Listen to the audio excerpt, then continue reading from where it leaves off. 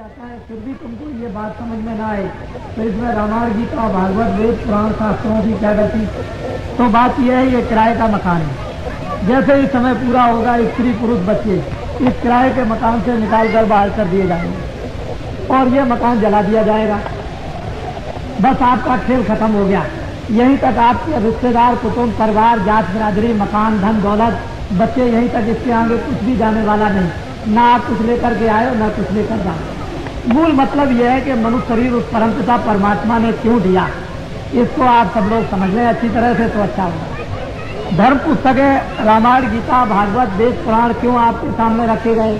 वो इसीलिए रखे गए कि ये जीवात्मा जब से परमात्मा के यहाँ से आया तब से इस काल की अंधकार नगरी में जहाँ पर पाप और पुण्य है, जन्म और मरण है, 84 और नरक है, इसमें अपने अपने कर्मानुसार मनुष्य ये कर्म करता है तो जीवात्मा को नाना प्रकार का कष्ट दिया जाता है।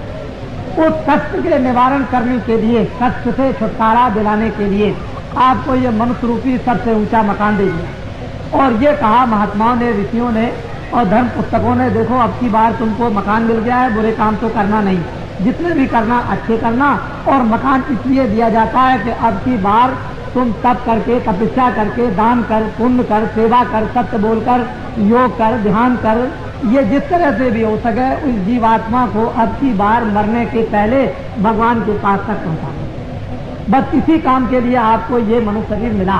बाकी ये कहा गया था, महात्माओं ने बताया था कि शरीर की रक्षा करना, खाना भी देना, कपड़ा भी देना और इसकी देखभाल भी करना, इसमें जो जीवात्मा रहती है उसकी भी रक्षा कर लेना।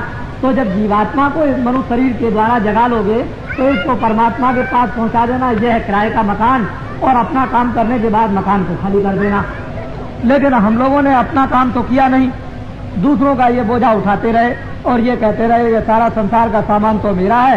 और ऐसे ही सोच विचार में इंतजाम करते समय में वो समय पूरा हो गया और उसने कहा कि मेरे किराए के मकान को खाली कर दो। तो आप रोगे, चिल्लाओगे, घबराओगे, डॉक्टर बुलाओगे, वैद्य बुलाओगे, लेकिन कोई आपकी सुनेगा नहीं। मकान से निकाल कर बाहर कर दिया तो तुम्हारे लिए और तुम दूसरों के लिए रोते रह जाओगे और रोते हुए चले जाओगे। कोई किसी का नहीं, कहाँ गए कहाँ नहीं गए इसका कोई पता नहीं। जन्मना मरना, जन्मना मरना, 84 जाना, नरकों में जाना, जीवात्मा को कर्मानुसार नाना प्रकार की यातनाएं भोगनी और वहां जाकर के कोई सुनने वाला नहीं है कि हमारी कोई रक्षा भी करे, हमारे दुख को कोई सुने भी। यहाँ मनुष्य पर नाना प्रकार का कष्ट जब आता है तो कोई सुनने वाला नहीं, तो नरकों और 84 में कौन सुनेगा? ये समझने की चीज। तो वास्तव में हम लोग आत्मा का कल्याण करने के लिए, इस जीवात्मा को गति देने के लिए, इस जीवात्मा को जन्म और मरण से बचाने के लिए इस मनुष्य रूपी उत्तम मकान में हम आए थे। और महात्माओं ने इसी की याद दिलाई थी कि इनको बता दिया जाएगा कि मनुष्य रूपी मकान उत्तम बार बार नहीं मिलेगा। तो आप लोग अब की बार थोड़ा समय बचाकर सुबह शाम घर का, खेती का काम, दुकान का काम, नौकरी का काम करते हुए, बाल बच्चों की सेवा करते हुए थोड़ा समय बचाओगे सुबह शाम तो इस जीवात्मा का भी कल्याण हो जाएगा। लेकिन हम लोगों ने तो ये समय बचाया नहीं, दिन और रात दुनिया के काम में लगे रहे और वो समय आ गया मौत का, तो मौत लेकर के चली गई, शरीर को जला करके खाक कर दिया। तो बतलाओ अब आपने अपने लिए क्या किया? कुछ भी नहीं। तो मेरे कहने का मतलब सीधा साधा समझो, मैं तो हूँ धार्मिक। वास्तव में जब मनुष्य चारों तरफ बुराइयों में फंस जाता है तो ये तो बताना ही पड़ेगा कि बुरे का परिणाम बुरा और अच्छे का अच्छा। बुरा करोगे, चोरी करोगे, धोखा दोगे, बेईमानी करोगे, झूठ बोलोगे, किसी को मारोगे, छल करोगे, कपट करोगे, दुराचार करोगे तो तुमको ये सब अपराध लग जाएंगे और फिर तुमको इसकी सजा भोगनी पड़ेगी। तो ये तो आप जानते ही हो कि तप करने से राज मिलता है और राज करने से नरक मिलता है। ये तो आपको महात्मा जंगल में तप करते थे, सत्य बोलते थे, सेवा करते थे, दया करते थे, प्रेम करते थे, योग करते थे। उससे जब कभी हो गया उनका योग भ्रष्ट हो गया तो राजा बन गए। और राजा बनने के बाद जब सभी सामान संसार के मिल गए तो फिर नरक को चले गए भोगने के बाद। तो इंद्रिय भोग से, राजभोग से, ये सभी वैभव भोग से मनुष्य कुकर्म करता है और फिर नरक में चला जाता है। और जुग जुग तक वो आत्मा नरकों में पिटती रोती चिल्लाती रहती है, फिर उसको ये अवसर नहीं मिलता है। तो अब तो आपको ये जानना ही चाहिए, आप तो कोई यहाँ राजा नहीं हो, आप तो एक सामान व्यक्ति हो, हम भी सामान आदमी हैं, आप भी सामान आदमी हो। तो सामान आदमी समझ सकता है, सामान आदमी कुछ कर सकता है। अब तो आपके लिए भोग नहीं, लेकिन भोगों के लिए आप किस तरह से सुबह से शाम तक कि मैं राजा बन जाऊं, मैं मुझे बहुत भोग मिल जाए, मुझे बहुत सामग्री मिल जाए, मैं ये काम कर लूं, आनंद को ले लूं, इस तरह से ये सभी में सुबह से शाम तक लगे हुए हो, तो ये दिन और रात जो आपने बिता दी, समाप्त कर दी, तो क्या इसके लिए और कोई दिन रात आपके लिए आएगी? एक दिन निकल गया, दूसरा दिन आना नहीं है, वो दिन तो आपका खत्म हो गया। उम्र में से एक दिन और रात चला गया तो दोबारा आएगा नहीं। तो इसलिए नर नारी, बच्चे बच्चियों, जिस काम के लिए आए हो वो भी थोड़ा बहुत काम सोचो करने के लिए। इस जीवात्मा को बचाओ नरकों से, 84 से, जन्म से, मरण से। और हम लोग तो हमेशा आपको अच्छी शिक्षा देंगे, बुरी तो शिक्षा देंगे नहीं। तो मैं आपको थोड़ा सा एक परिचय बता दूं। आपने ये तो सुना होगा, नाम क्या है? मैं आपकी तरह से एक आदमी हूँ। इस आदमी का नाम है तुलसीदास। छोटा सा एक आश्रम है मथुरा में, जहाँ लोग प्रतिवर्ष आपके राजस्थान के बहुत से लाखों आदमी जाया करते हैं और देख करके आते हैं। मैं धर्म का, सनातन धर्म का प्रचार करता हूँ, सनातन धर्म का मार्ग बताता हूँ और आत्म कल्याण का इनको मार्ग बता करके साधना कराता हूँ। साथ ही साथ में रामायण, गीता, भागवत, वेद, पुराण, शास्त्र, उपनिषद जो उसमें लिखा हुआ है उस शिक्षा को मानता हूँ और फिर माथे इन सब धर्म पुस्तकों को रखता हूँ। लेकिन एक बात यह है कि जय गुरुदेव नाम का प्रचार करता हूँ और जय गुरुदेव नाम उस परमपिता परमात्मा का सर्वशक्ति मानता हूँ। मैं उसका प्रचार करता हूँ। अगर आपको इससे कोई इतराज है तो मैं धर्म पुस्तकों को सामने रख दूंगा। कहीं कोई ने कुछ कह दिया, कहीं कुछ कह दिया, कहीं कुछ कह दिया। अरे हनुमान जी तो आपको यही बताते हैं कि जय जय हनुमान गोसाई कृपा करो, गुरुदेव की नहीं। गुरु ब्रह्मा गुरु विष्णु गुरुदेवा, धन धन गुरुदेव, दया सिंधु पूर्ण धरि नित्य करो तुम सेव, अचल भक्त मोह देव प्रभु। तो असल में गुरु से, वो जो गुरु सबका सर्वशक्तिमान है, तो बाबा जी उसी का प्रचार करते हैं, किसी आदमी का प्रचार नहीं करते। परमात्मा का प्रचार करते हैं, उसके नाम का प्रचार करते हैं। आपको तो कोई इतराज होना न चाहिए। उसी में ब्रह्म आ गया, उसी में राम आ गया, उसी में कृष्ण आ गया, सब कुछ उसी में आ जाता है, कोई चीज छूटती नहीं। जब सूरज सामने निकल आया तो उसी में चंद्रमा भी आ गया, सितारे भी आ गए और दिया भी आ गया। सूरज का प्रकाश तो बहुत बड़ा होता है और सब जगह उजाला कर देता है। तो जब आप सर्वशक्तिमान परमात्मा को मानने ही लगे तो सब उसी में आ जाते हैं। जो चले गए वो भी आ गए, जो आएंगे वो भी उसके अंदर में आ गए। तो राम भी आ गए, देवी भी आ गए, देवता भी आ गए। मतलब उसका ये कि आत्मा का कल्याण होना है, किस तरह से होना है वो तो मार्ग महात्माओं से मिलेगा। उस पर पता के चिंतन करने का, उपासना करने का, ध्यान करने का, आत्म शुद्धि करने का, मन की शुद्धि करने का, चित्त की शुद्धि करने का। जब ये पाप से ऊपर लाभ लिए जाते हैं तो कोई न कोई अग्नि प्रकट होती है जो पापों को जला देती है। तो महात्माओं के पास में तो योग रूपी अग्नि रहा करती है जो हमारे अंदर में जला दी जाती है, तो वो पाप हमारे जल जाते हैं। तभी तो जीवात्मा निर्मल और पवित्र होगी और तभी मुक्त होगी। तो बाबा जी जय गुरुदेव नाम का प्रचार करते हैं। बाबा जी का तो नाम है नहीं जी जय गुरुदेव, बाबा जी का तो नाम तुलसीदास है। अब आपको ये बात तो मालूम हो ही गई कि भगवान का नाम जय गुरुदेव है और जिधर भी जाओगे उधर आपको सारे हिंदुस्तान में जय गुरुदेव नाम का आपको प्रचार मिलेगा। अगर भगवान का प्रचार नाम का ना होता तो इतनी जल्दी देश के अंदर में विकास नहीं करता और विश्वास लोग नहीं करते।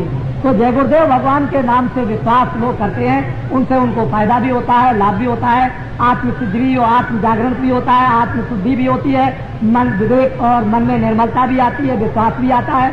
लोग उससे बहुत कुछ लौकिक और पारलौकिक लाभ उठाते हैं। सभी लोग तो किसी न किसी चीज को रखा करते हैं। अरे आदमी को अगर कहीं आराम मिल जाए तो पत्थर की चोटी पर रात को भी चला जाएगा और धूप में भी चला जाएगा और बरसात में भी, और लाभ नहीं मिलेगा तो उस चोटी पर चढ़ करके क्या करेगा।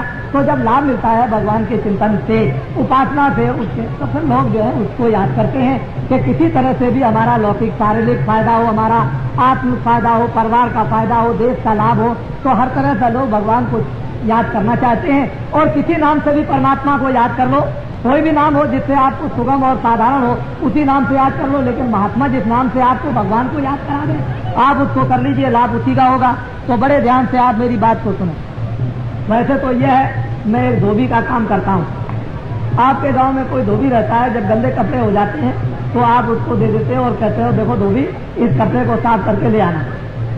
वो तो जाता है कपड़ा धोने वाला गाँव का धोबी है। लेकिन बाबा जी भी उसी प्रकार की धुलाई करते हैं कि मन बुद्धि चित्त जीवात्मा अंतःकरण बहुत जुग जुग से मैले हो गए, इतने गंदे हो गए कि बिना धुलाई के ये साफ नहीं हो सकते हैं। तो महात्माओं के पास में औषधि होती है, बूटी होती है, अंजन होता है, उसको लगा देते हैं, उसको दे देते हैं, उससे उसकी मन की, बुद्धि की, चित्त की, जीवात्मा की धुलाई करते हैं। और जब जीवात्मा धुल जाती है, साफ हो जाती है, मन शुद्ध हो जाता है, बुद्धि शुद्ध हो जाती है, तो विवेक आ जाता है, ज्ञान उसको होता है और फिर उसको आत्म साक्षात्कार होगा, तभी तो प्रभु का दर्शन होगा। गंदगी में तो आपको मालूम होना चाहिए कि गंदा शीशा रहेगा तो सामने अपनी तस्वीर भी दिखाई नहीं देगी, अपनी ये शकल भी दिखाई नहीं देती है। शीशे को साफ कर लो तो अपनी शकल आएगी। इसी तरह से अपनी जीवात्मा को, मन को, बुद्धि को और चित्त को नहीं साफ करेंगे तो परमात्मा कैसे मिलेगा? उसके लिए कोई धोबी चाहिए। जैसे कि वाल्मीकि के गुरु, उन्होंने धोया तो वाल्मीकि को क्या मिला कि वाल्मीकि को दर्शन हुआ ब्रह्म का, दिव्य नेत्र ज्ञान चक्षु खुला और ब्रह्म का दर्शन साक्षात्कार उन्होंने किया। मीरा ने साक्षात्कार किया, रैदास ने साक्षात्कार किया, भगवान का तुलसीदास जी ने साक्षात्कार किया। जब मन, बुद्धि, चित्त और जीवात्मा साफ नहीं होगी तो साक्षात्कार कैसे होगा? इसी के लिए हम लोग जंगलों में, तीर्थों में जाया करते थे। चलो भाई आज इस तीर्थ में चलेंगे, आज पर्व लगा हुआ, वहाँ महात्माओं का दर्शन होगा और उनका सत्संग सुनने को मिलेगा। बहुत उच्च कोट के महात्मा मिलेंगे। तो कभी हरिद्वार चले गए, कभी रामेश्वरम चले गए, कभी द्वारका चले गए, कभी मथुरा और काशी चले गए, महात्माओं का दर्शन। इस मंदिर में गए, बहुत अच्छे महात्मा मिलेंगे, उस मंदिर में गए, बहुत अच्छे महात्मा मिलेंगे, उस आश्रम में गए, यहाँ सिद्ध पुरुष मिल जाएंगे। इसीलिए दर्शन करने के लिए जाते थे कि भाई कहीं चलते फिरते संतों महात्माओं का दर्शन, योगियों का होगा तो आत्मा का कल्याण हो जाएगा। और इसीलिए आप इस मनुष्य जीवन में आए।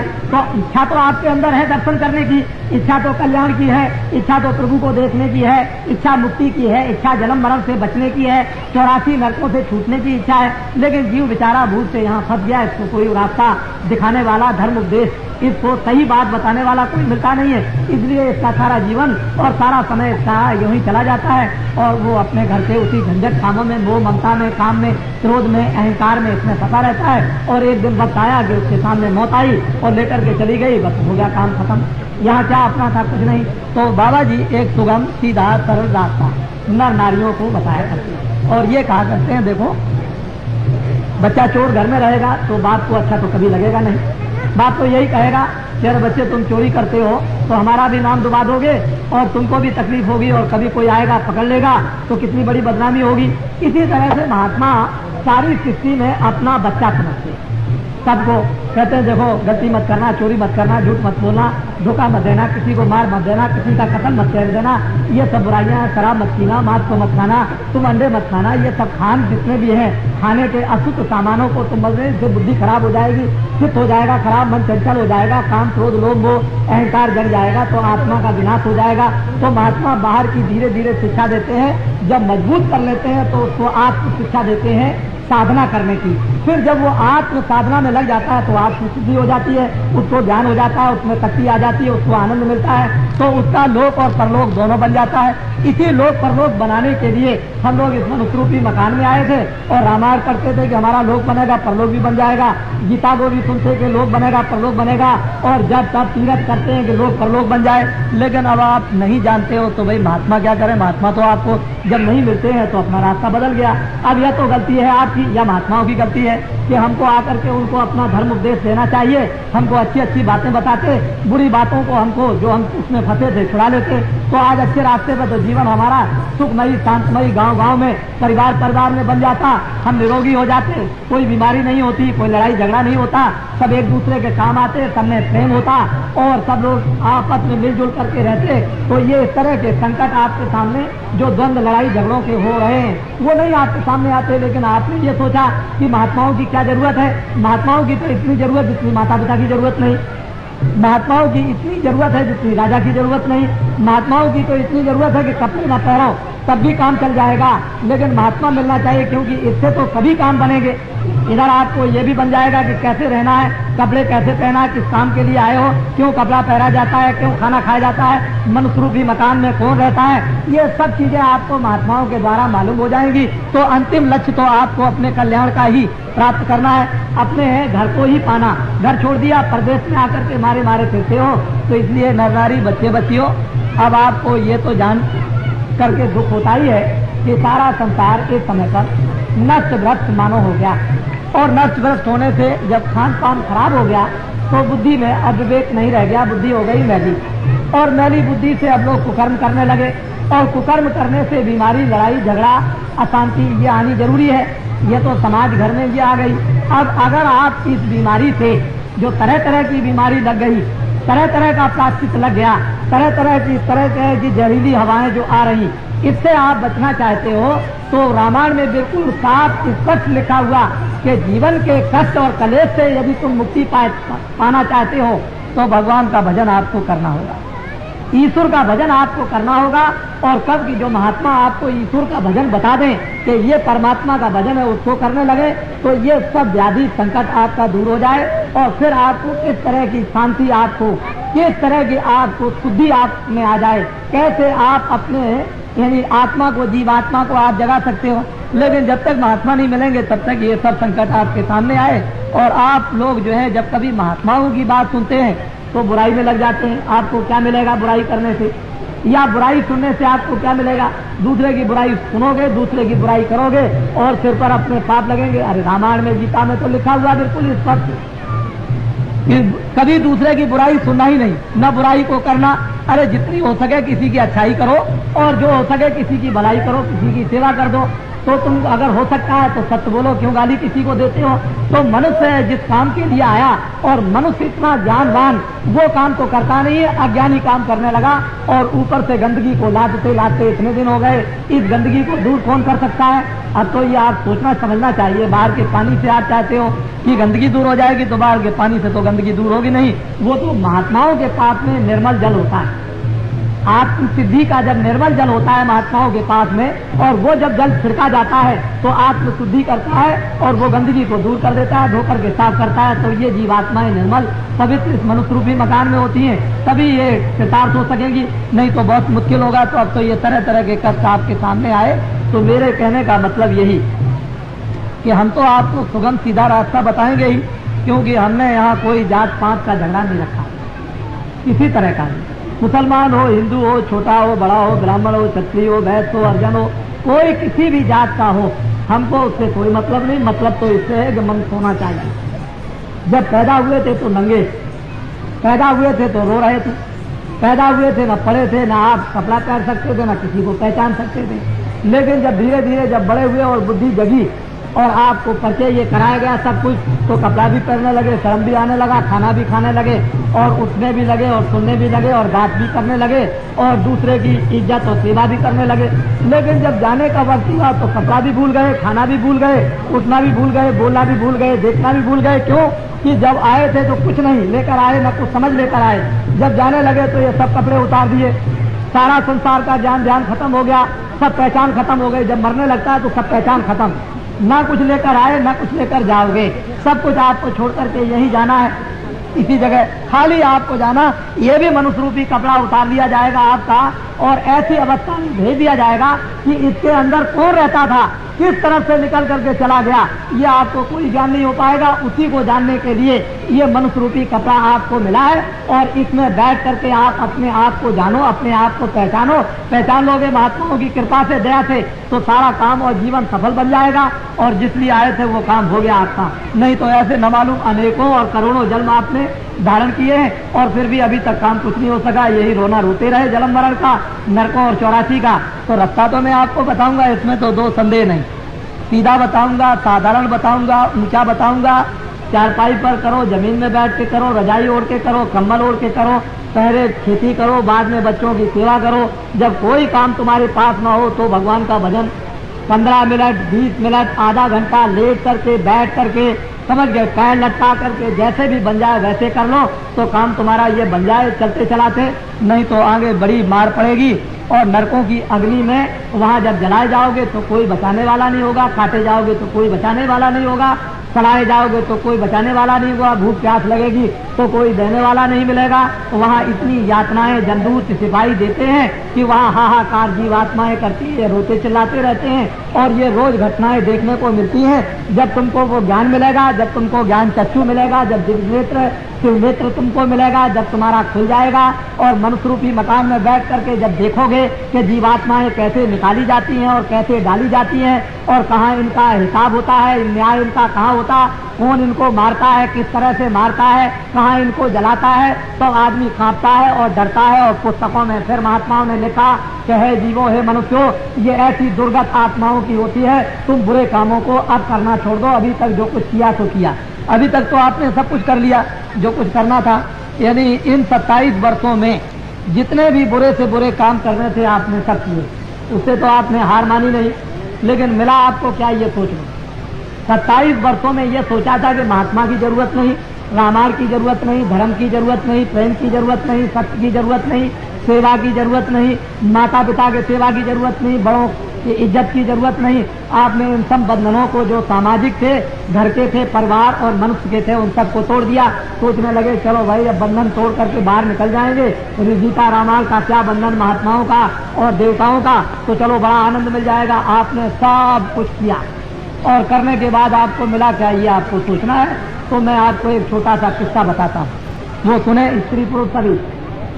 एक महात्मा जी थे, आपके गांव में आए। महात्माओं को लोग क्यों पकड़ते हैं, ये समझने की बात। जब आप सब तरह से थक जाते हो, हार जाते हो, रोते चिल्लाते हो और कोई भी रास्ता आपके दुख दूर होने का नहीं होता है, तो अंत में लोग महात्मा को पकड़ते हैं कि महाराज अब तो दया दृष्टि कीजिए, अब कृपा कर दीजिए। तब फिर महात्मा होते हैं निर्मित, वो दूसरों के दुखों को देख करके फौरन पिघल जाते हैं और कहते हैं भाई इसके ऊपर तो दया होनी चाहिए, इसके दुख दूर हो जाए। तो महात्मा ऐसे ही चले जा रहे थे, रास्ते में जब सभी नर नारी बड़े दुखी थे तो महात्मा जी को पकड़ा। महात्मा जी आप कहाँ जा रहे हैं, आप कहाँ जा रहे हैं, आप कहाँ जा रहे हैं, जरा हमारी बात तो दुख की सुन लीजिए। तो महात्मा जी खड़े हो गए, चले बेटा क्या है, क्या लगे बड़ा संकट है, बड़ा कष्ट है, बड़ी बीमारी आई हुई है, खाना नहीं मिलता है, लड़ाई झगड़ा होता है, उत्पात हो रहे, कोई किसी की सुनने वाला नहीं। अरे बच्चे, तुमने तो अपना रास्ता कर्म धर्म का छोड़ दिया तो तकलीफ तो तुमको मिलेगी ही, तुमको आराम कहाँ मिलेगा। इसलिए बच्चा तुम अपने कर्म धर्म में लग जाओ तो तुम्हारा ये संकट और दुख दूर हो जाएगा। कह लगे अच्छा महाराज हमको बतलाइए हम कर्म धर्म में कैसे लगे। तो उनको सबको बुला करके बैठा दिया और कहा देखो बच्चा, अगर तुम सुख चाहते हो तो तुम कितने दिन में सुख चाहते हो। कह लगे महाराज हम तो आज ही सुख चाहते हैं। अरे बच्चा, एक दिन में तो तुमने पाप किया नहीं। अरे चोरी करने में भी तुमको 2 घंटे 4 घंटे लगे होंगे, रात भर किसी गांव में गए होगे तो रात भर जगे होगे और वहां से आए होगे, उसमें भी तुमको 2-4-6 घंटे लगे होंगे। तो 1 मिनट में तो काम नहीं। तो हमारे पास में आओ 15 दिन तक, आओ आकर के सुनो और हम तुम्हारे कष्टों को दूर करेंगे।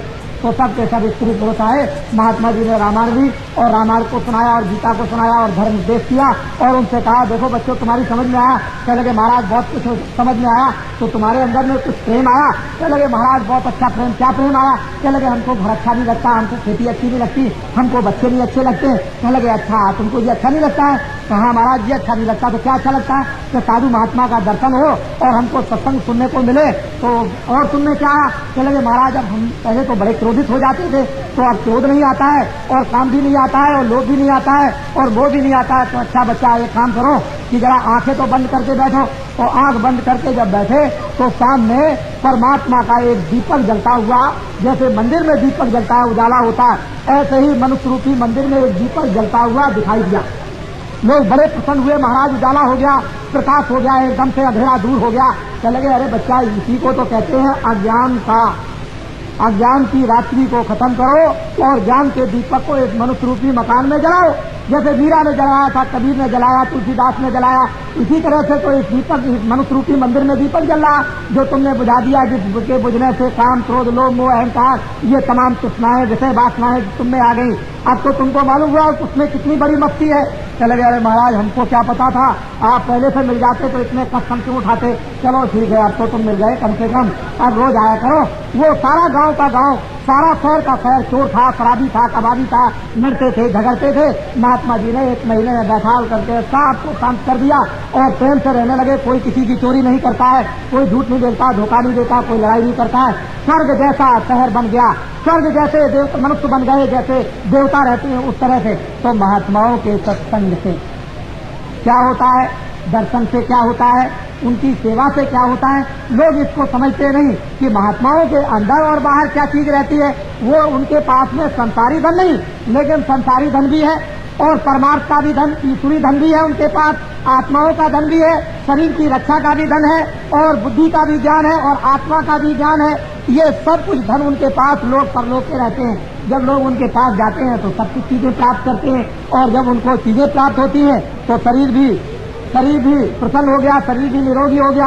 तो शरीर जब निरोगी रहेगा तो भगवान का भी भजन होगा, शरीर रोगी रहेगा तो भगवान का भी भजन नहीं।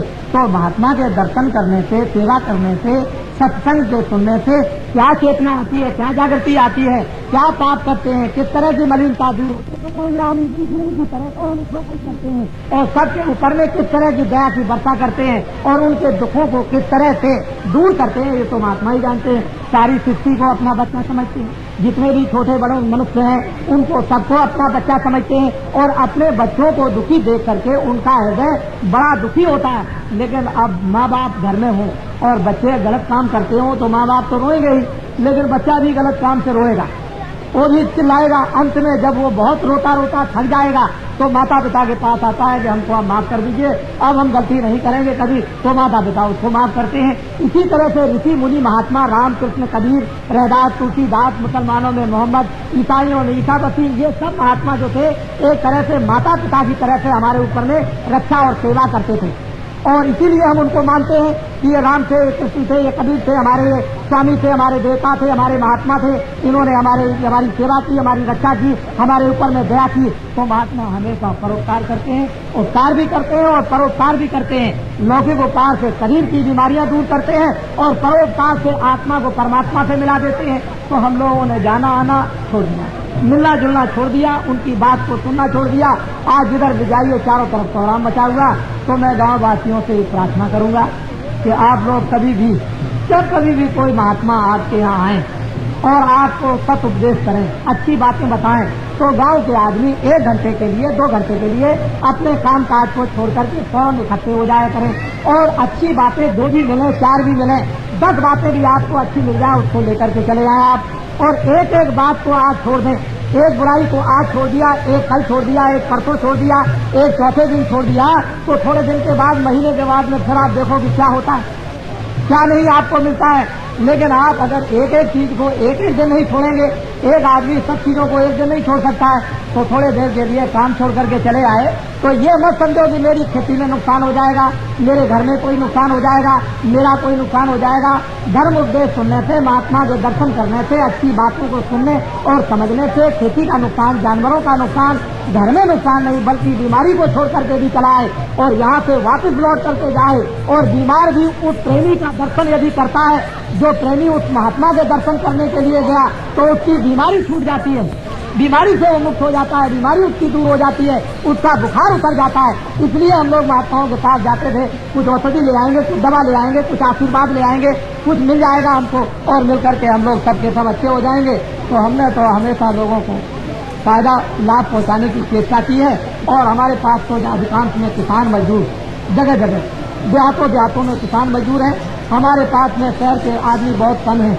ये आप समझ लो निश्चित कि 2 लाख, 2-2 लाख, 4-4 लाख, 5-5 लाख और 10-10 लाख आदमियों की रोज रोज जो भीड़ होती है, वो सब किसान और मजदूर है। और हम किसान और मजदूरों को ही चाहते हैं। हमको धनी मानी नहीं चाहिए, हमको वो मतलब ये है कि बड़े बड़े पूंजीपति नहीं चाहिए। हमको तो यही चाहिए जिनके अंदर दर्द है, जिनको दुख है, जिनको तकलीफ है, जो बीमार है, जो परेशान है, जो कामी है, जो क्रोधी है, जो चोरी में फंस गए, जो डकैती डालते हैं, झूठ बोलते हैं, शराब पीते हैं, मांस खाते हैं। हमको तो बुरे आदमियों की जरूरत है, हम उनको ठीक कर लेंगे।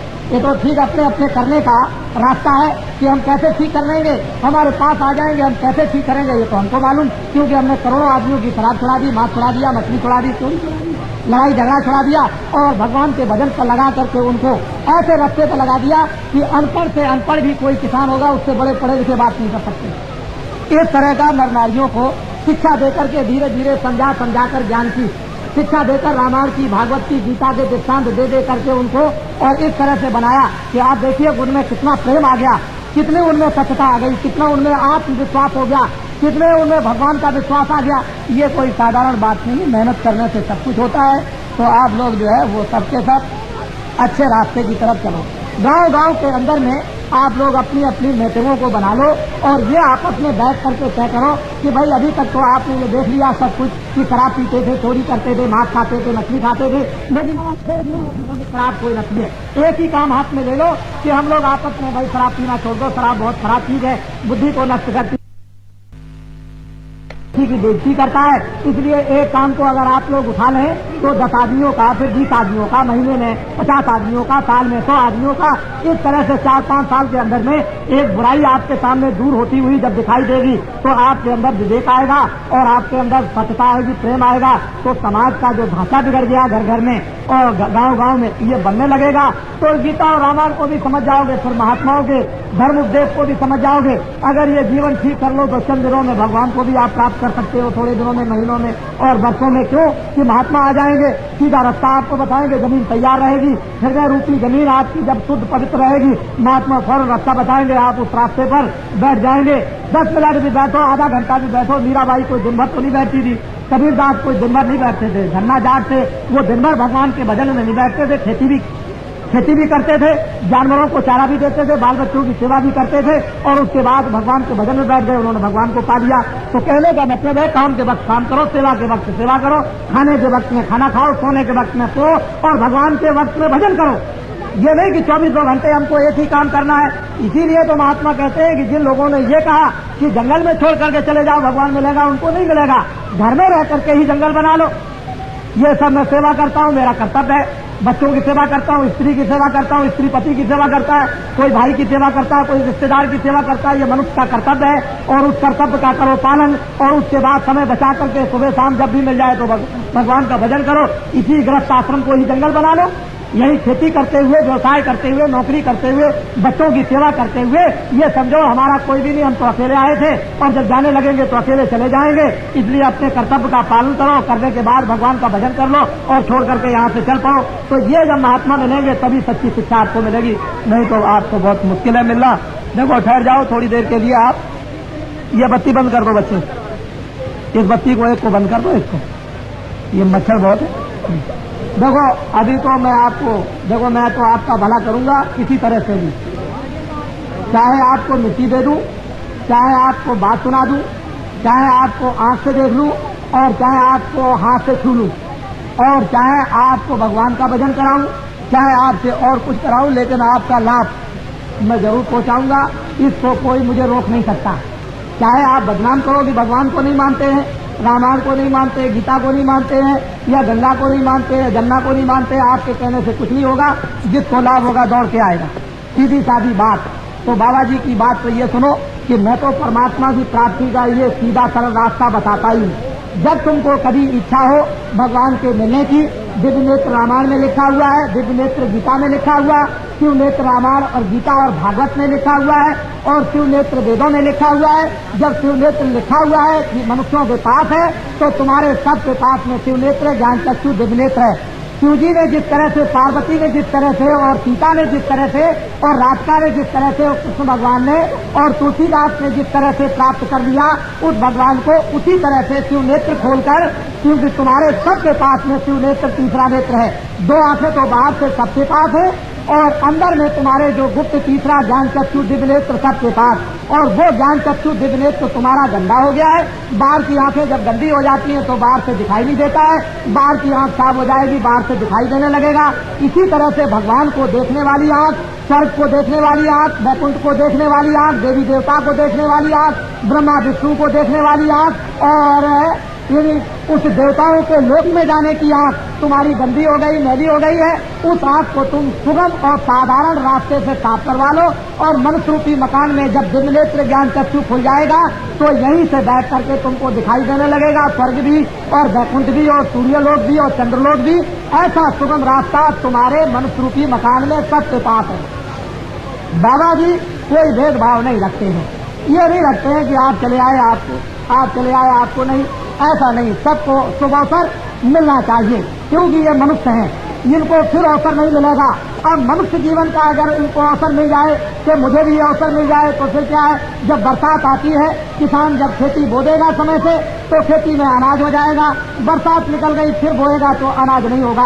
ये मनुष्य रूपी जीवन आपको मिला हुआ है और महात्मा सबको ये अवसर दे दें कि इस तरह से तुम्हारे अंदर शिवनेत्र ज्ञान चक्षु है और सब लोग उसको शुद्ध साफ कर सकते हैं और सबको खोलने का जन्म जात का अधिकार है। तो तुमको सबको रास्ता मिलना चाहिए। अपने अपने घर में बैठ करके करो तो देख लो, तुम्हारी समझ में आ जाएगा। जब तुम्हारे अंदर बुझा हुआ दीपक जलेगा, आंख खुल जाएगी तो अपने आप ज्ञान का प्रकाश आपके सामने आएगा, आनंद आएगा, शक्ति आएगी, प्रेम आएगा, भंडार खुलेगा, दुनिया के दुख और दर्द तुम्हारे दूर होंगे। तो ऐसा सुगम और सीधा रास्ता तो बाबा जी बताते हैं। और आपको जब कभी इच्छा हो तो जय गुरुदेव नाम का प्रचार करते हैं हिंदुस्तान में, आप चले आइएगा और ये कहिएगा कि मैं भगवान के रास्ते पर चलकर उस परमात्मा को अपने ज्ञान चक्षु दिव्य नेत्र के द्वारा देखना चाहता हूँ। तो बाबा जी आपको सुगम सीधा रास्ता बताएंगे। तो देने लेने की बात कुछ भी नहीं है। और अपने घर में बैठकर ये जरूर है कि जब कभी पास में सत्संग हो तो सत्संग को सुनने के लिए समूह आ जाए, या उस गांव से आपके इस गांव में आ जाए, या यहाँ से सामौद चले जाएं।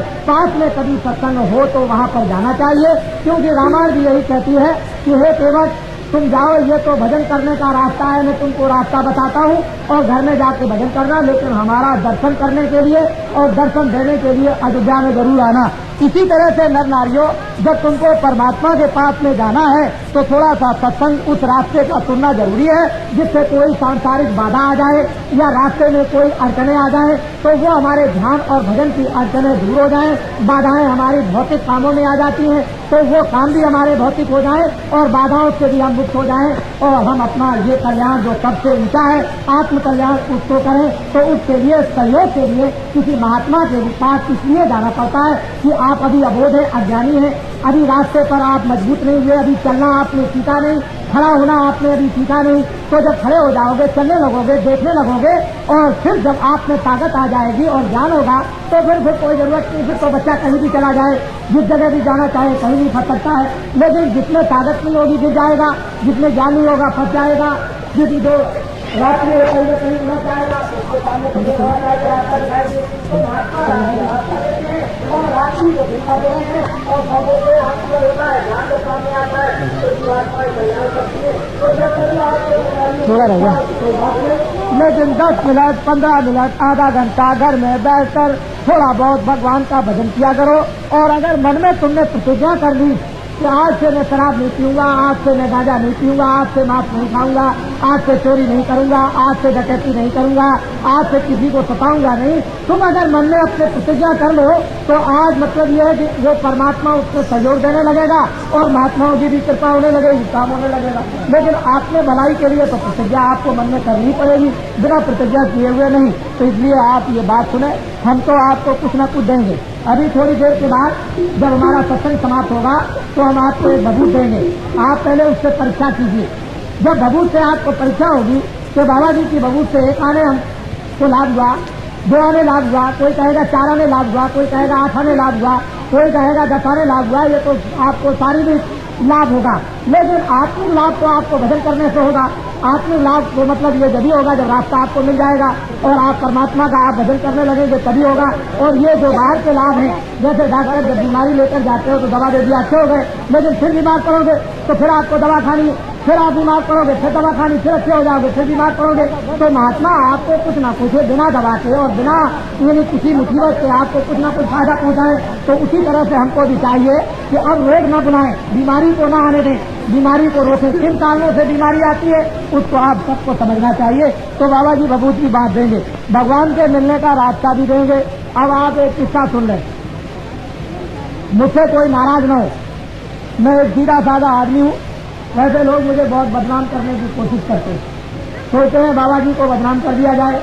बाबा जी ने तो कभी नाम बदला नहीं, बाबा जी का नाम तुलसीदास आश्रम मथुरा में मैंने तो कभी बदला नहीं। मैंने ना कभी गांधी कहा और न मैंने कभी मोहम्मद कहा, न मैंने कभी राम कहा और न मैंने कभी कृष्ण कहा। मैं न भगवान बनता हूँ और न मैं महात्मा बनता हूँ, मैं तो आपका सेवक हूँ और बराबर सब जगह यही कहता रहता हूँ कि धोबी का काम करता हूँ और धोबी की सेवा सबसे छोटी होती है और वो गंदे कपड़े को साफ किया करता है और गंदा कपड़ा साफ करके दे देगा, तुमको प्रसन्नता होगी। तो बाबा जी भी इसी तरह से मन बुद्धि चित्त को धो करके जीवात्मा को धोते हैं, साफ करके देते हैं, फिर आप प्रसन्न होते हो, फायदा आपका होता है, आनंद आपको मिलता है, शांति आपको मिलती है, ज्ञान आपको मिलता है, शक्ति आपको मिलती है। बाबा जी तो इस मुसीबत में फंसे रहते हैं और आपकी सेवा करते रहते हैं। बाबा जी को न भगवान बनने की जरूरत और न महात्मा बनने की जरूरत, सेवादार जरूर है। बाबा जी कोई दूसरा नाम नहीं, आपको हमेशा बताते हैं। लेकिन अगर आप कहते हो कि भाई आप राम हो, आप हनुमान हो, आप कृष्ण हो, आप ये हो, आप वो हो, तो बाबा जी किसका मुंह पकड़ेंगे? ये तो आपको समझना चाहिए। बाबा जी तो घर में किसी का मुंह नहीं पकड़ेंगे। कौन किसको राम कहता है, कौन किसको हनुमान कहता है, कौन बालाजी कहता है, और कौन क्या कहता है, और कौन क्या कहता है, कौन चोर कहता है, कौन डकैत कहता है। बाबा जी किसका मुंह पकड़े? तो इसलिए बाबा जी का नाम लियो, बाबा जी का आश्रम मथुरा में, और बाबा जी भगवान के मिलने का सुगम रास्ता बतलाते हैं। और ये गीता रामायण वेद पुराण साफ सनातन धर्म का प्रचार करते हैं। बाबा जी शराब और मांस मछली अंडा और ये चोरी चमारी छुड़ाते हैं। ऐसा काम सारे देश के अंदर घूम घूम करके कर रहे हैं। और देखो जब ये काम लोगों के सामने आ गया तो चारों तरफ जन में चर्चा हो गई। बाबा जी को तो हिंदुस्तान में कौन जय गुरुदेव नाम से नहीं जानता। आप कहीं भी जाए, काशी में जाओ, द्वारका में जाओ, बम्बई में जाओ, आप इधर चले जाओ, कश्मीर की तरफ चले जाओ, आप पूरब में कलकत्ते में जाओ, चारों तरफ जय गुरुदेव नाम से बाबा जी को जानते हैं। बाबा जी को जब जय गुरुदेव नाम से जानते हैं तो बाबा जी को और क्या करना। आप जिधर जाएंगे गांव गांव में, आपके यहाँ देखिए चाहे सारे राजस्थान में किसी तरफ भी चले जाइए, बच्चे बच्चे जानते हैं जय गुरुदेव नाम से, सब लोग जानते हैं। जब पहुंच जाएंगे तो मैं उनको देखूंगा, दर्शन करूंगा, और बाबा जी का वो दर्शन करेंगे। मैं उनको कुछ लाभ पहुंचाऊंगा, उनके पास कुछ रखा होगा मुझे दे देंगे, मेरे पास कुछ होगा मैं उनको दे दूंगा। उनके पास क्या बुराई होगी, गंदगी होगी, मैं उनकी गंदगी को साफ करूंगा। मेरे पास अच्छाई होगी तो मैं उनको अच्छाई दूंगा। एक सीधी सादी बात। इसलिए बदनाम करने की बहुत चेष्टा करते हैं, लेकिन बाबा जी बदनाम नहीं हो सकते हैं। बाबा जी को चेष्टा करिए, और होते और खाते रहते हैं आपके लिए तो सूली पे चलना पड़ा। और ये तो आपको मालूम है कि जब ऋषियों मुनियों ने बतलाया था कि कंस तुम्हारे पापों का घड़ा भर गया है तो तुम्हारी बहन से एक ऐसा पुत्र पैदा होगा जो तुमको मारेगा, तो कंस ने अपने बहन दामाई को जेल में बंद कर दिया और कृष्ण भगवान का जन्म तो जेल में हुआ था। ये तो आपको मालूम होना चाहिए। तो असली बात तो यह है कि जब ऐसे ऐसे देवताओं के लिए ऐसे कष्ट आए जिनको हम मंदिर बना करके पूजते हैं, जिनकी रामायण और गीता को हम पढ़ते हैं, उन लोगों को इतना कष्ट आया, तो अगर ऐसे समय पर हम लोगों को कष्ट आ जाए तो क्या बड़ी बात है। तो कष्ट को झेलेंगे, जो भी कष्ट आएगा इस दुख को दूर करने के लिए, कष्टों को दूर करने के लिए, और धर्म को लाने के लिए, कर्म को लाने के लिए, और सत्य को लाने के लिए, और आत्म कल्याण के लिए जो भी कष्ट आएगा उस कष्ट को सहन करेंगे। उस कष्ट के लिए महात्माओं का तो वेशभूषा होता ही है। इसलिए आपको ये बात बड़ी समझनी चाहिए कि महात्मा किसके लिए होते हैं, आपके लिए। अगर आपको छोड़कर चले जाएं तो पारिया भी चोटी बैठ जाए, उनको क्या जरूरत है। वो तो वहाँ भी ये जो कुछ उनके भाग में वो वहाँ भी कपड़ा मिल जाएगा और एक सिस्टम मिल जाएगा और आराम से रहेंगे। लेकिन ये समाज डूब जाएगा, ये आत्मा डूब जाएगी, नरकों में 84 में चली जाएगी। तो इसलिए महात्माओं को आप अपना समझें।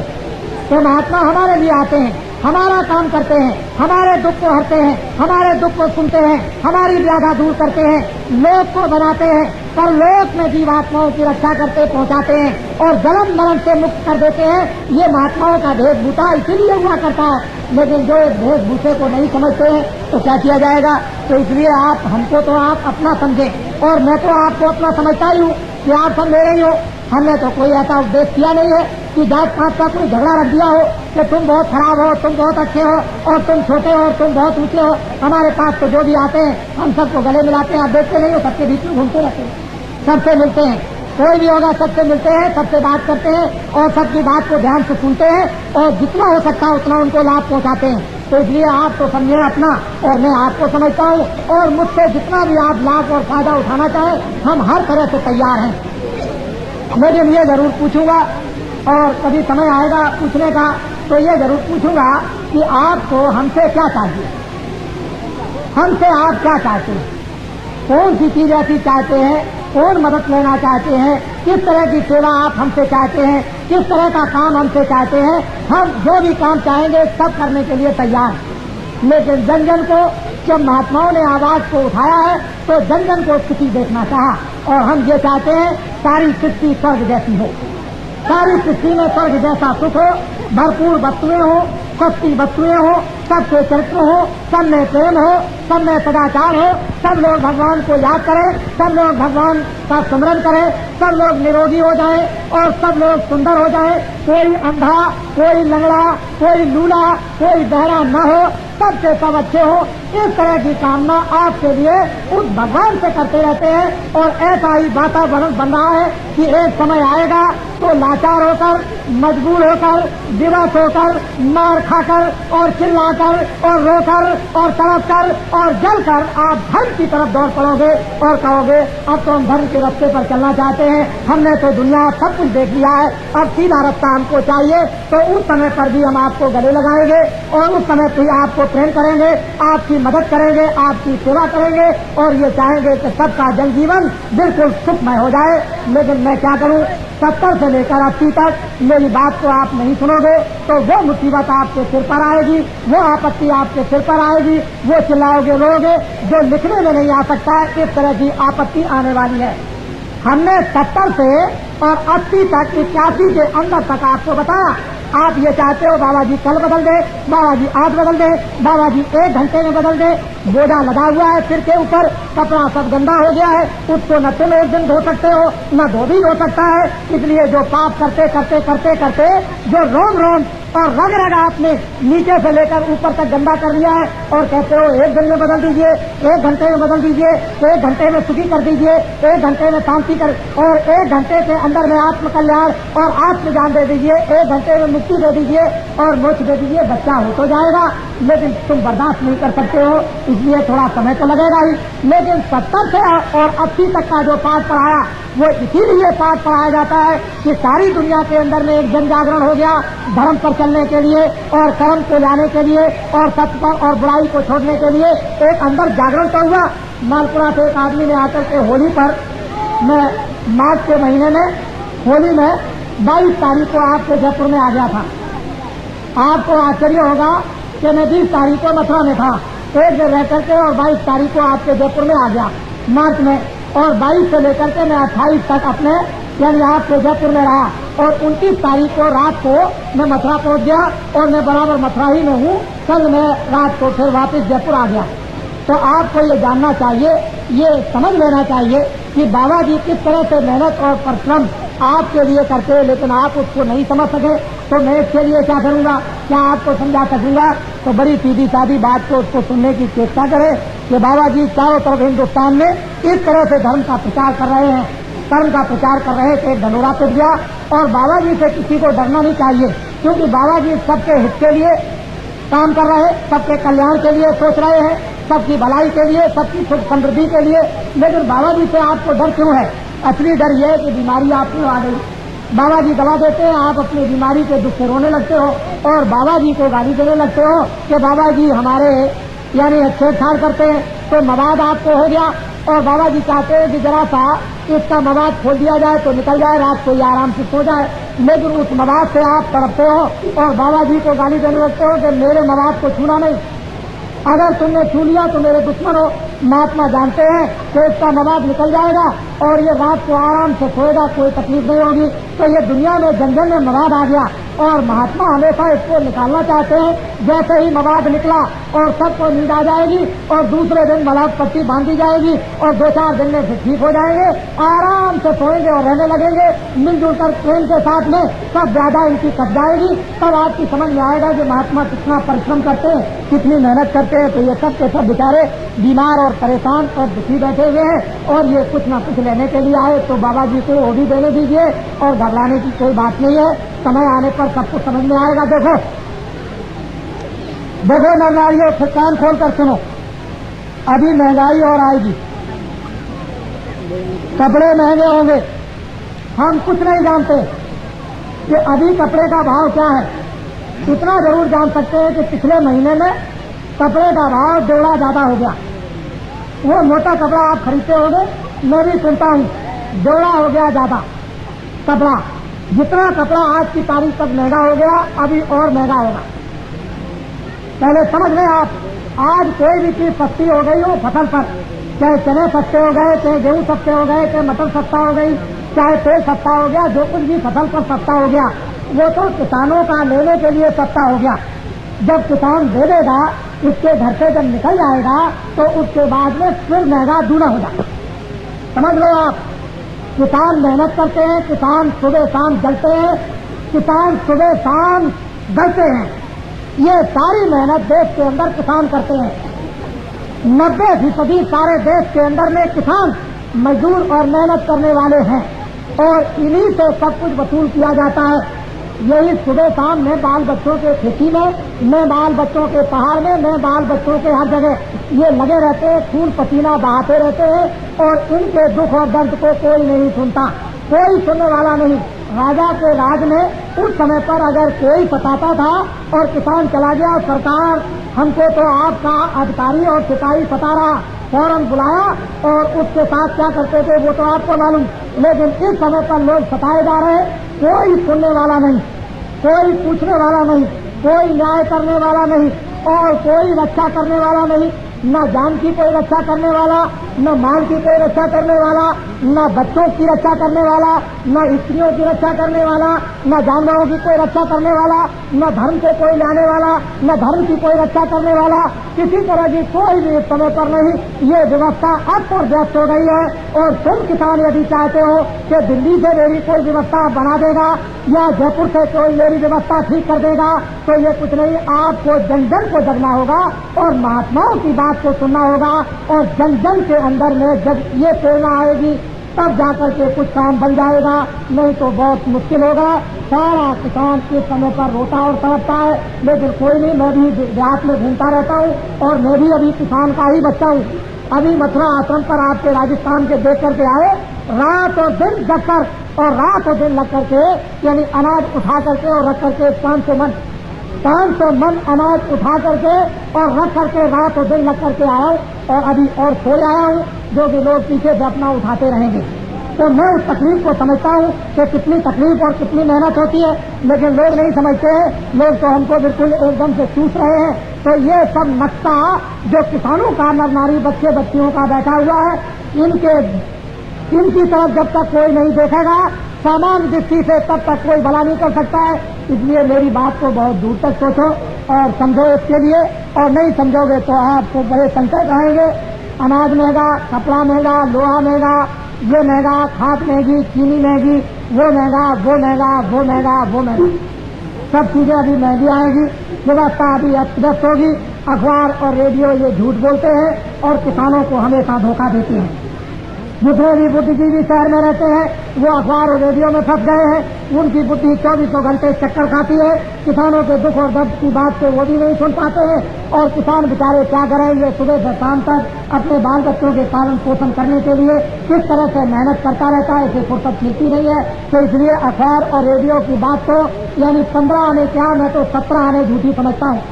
और जब तक अखबार और रेडियो की बात को आप झूठी नहीं समझोगे, जब तक आपके सामने गरीबी दूर करने का नक्शा सामने नहीं आएगा, सस्ती का नक्शा जब तक सामने नहीं आएगा, जब बाजार में जाओगे सस्ती जब तक चीजें आपको नहीं मिलेगी, जब तक आपके ये कष्ट दूर नहीं होंगे, तब तक विश्वास करने की क्या जरूरत है आपको आपके सामने। और ये सब कुछ आपसे वसूल किया जाएगा। सब कुछ ये देता लेता रहता है, लेकिन ये बेचारा क्या करे, इतना भोला होता है, इतनी मेहनत करता है, इतनी मशक्कत करता है, लेकिन दुनिया के सब लोग किसी को ठगा करते हैं, चाहे वहाँ बाजार में ठग लें, चाहे यहाँ ठग लें। हर तरह से ये रोता चिल्लाता रहता है, इसके कर्म में यही है और हम आपके कर्म बनाना चाहते हैं, आप अपने कर्मों को बिगाड़ना चाहते हो। तो अभी पिछले किए हुए कर्म का हाल तो यह है, और बिगड़ जाएगा मनुष्य शरीर का घर, तो और बुरी हालत हो जाएगी और तुम्हारी जीवात्मा का हनन और कतल हो जाएगा। तो वहाँ रोते और चिल्लाते रहोगे, कौन सुनेगा। तो बाबा जी तो इसी दुख में आपके कर्म बनाना भी चाहते हैं और जीवात्मा की रक्षा भी करना चाहते हैं और जीवन भी सुखी चाहते हैं, हर तरह से लौकिक और पारलौकिक। तो इसलिए बाबा जी की बात को सुनो। और हमसे आपको कोई स्वार्थ तो है नहीं, हम तो आपसे कुछ चाहते नहीं है, न हमको कोई मंत्री बनना है और न हमको कोई राष्ट्रपति बनना है। हमको तो ये धोबी की सेवा करना है और भगवान का रास्ता बताकर मनुष्य रूपी मकान में मरने से पहले इस जीवात्मा को भगवान की तरफ ले चलना और जन्म मरण से बचाना, यही काम करना। असली काम तो बाबा जी का यह है। तो मेरी बातों को बड़े ध्यान से सुनो और नहीं सुनोगे तो बाद में मानना पड़ेगा आपको, क्योंकि 70 से 80 तक जो कुछ भी बाबा जी कहेंगे वो सब कुछ होने वाला है, न होने वाली कोई बात नहीं होगी। और 70 से और अभी जो कुछ भी हमने 74 तक कहा वो सब कुछ देखने को मिला है लोगों को, और आगे जो कुछ भी आगे तक के लिए कह रहे हैं वो सब कुछ आपको देखने को मिलेगा।